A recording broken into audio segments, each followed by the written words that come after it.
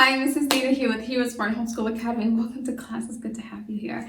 In today's lesson, today's composition class is the fourth day of the week. In composition class, over the last few weeks, and over the next couple of weeks, we'll be talking about punctuation, capitalization, just to make sure you have a firm understanding of these things. These are very fundamental, and oftentimes, even people who have graduated high school and moved on to college still fumble in these areas. So we want to make sure we have a full level foundation before we go on to other matters. Today we'll be talking namely about punctuation, and punctuation with relation to specifically periods, and we'll also talk about some question marks and exclamation marks as well. But before we get really into today's lesson, let's open up with prayer and then we'll jump right in. We thank you, Lord, for this time we have to learn and grow. We seek to do the best we can and add to what we know. We love you, God, with all our hearts, and to others' love we show. Pleasing you is our goal. Now to our lesson we shall go. In Jesus' name we pray. Amen. Amen. Good work. So let's just turn around and just begin. We're going to read these comments that you see on the board and determine what sort of punctuation mark goes there. And we will also determine what punctuation mark goes there. At the very bottom, we will determine if a punctuation mark even needs to be, if we even need to add a punctuation mark. And I'll explain that later.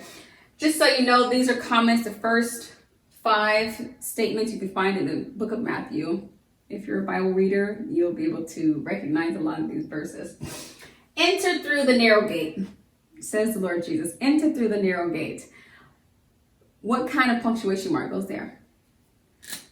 A period. That's right. Yes, a period goes there because you use a period at the end of a complete sentence of a statement. So once you make a complete sentence, you add a period. Watch out for false prophets. That's what the Lord says. Watch out. What punctuation mark goes there? A period. It's just a period. He says, watch out. And it could have easily been an exclamation point. Watch out. But he's actually not shouting or really, there's not a lot of emotion behind what he's saying. He's just saying the same way I would tell my children of the faith, watch out for false prophets. Watch out. I will go and heal him, says Jesus. I will go and heal him. First of all, we just learned about future simple tense, didn't we? I will. What do we call it? That's future simple, yeah? But what sort of punctuation mark goes here? A period. I will go, says Jesus. I haven't done it yet, but I will go and heal him. Do you believe that I am able to do this? What kind of statement is that? It's an interrogative statement. What kind of punctuation mark does it demand? Demands a question mark. He says, do you believe that I'm able to do this? Be clean. What kind of, that's what we call an exclamation point.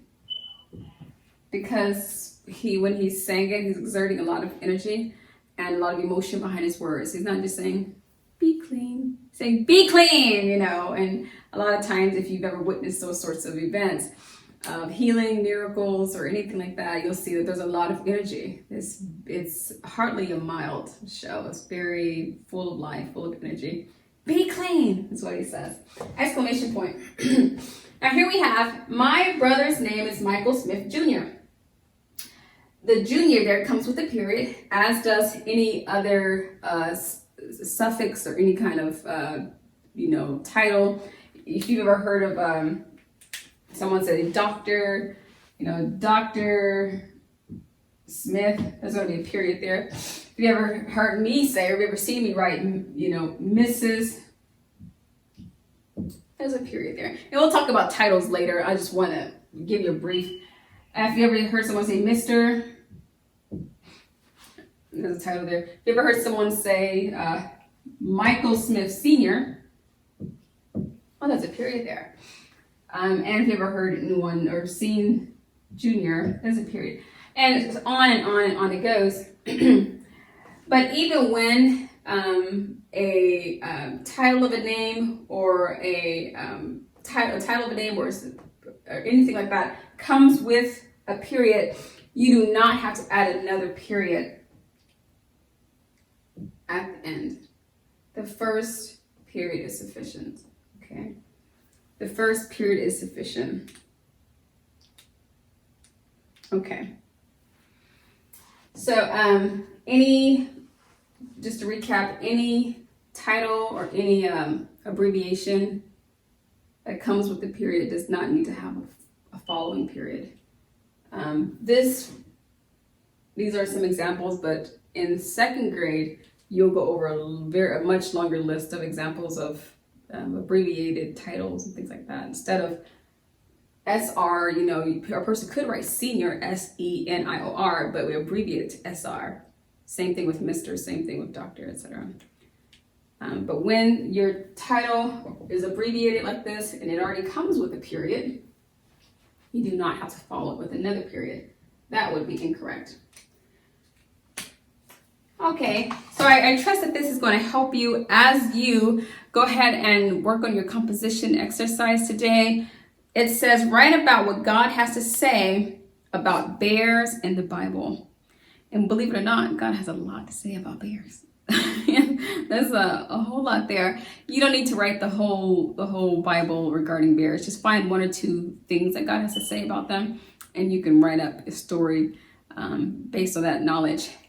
Just wanted to give you one more review of how you would properly use your punctuation marks, namely period, exclamation points, and question marks in your sentences as you're forming your own thoughts.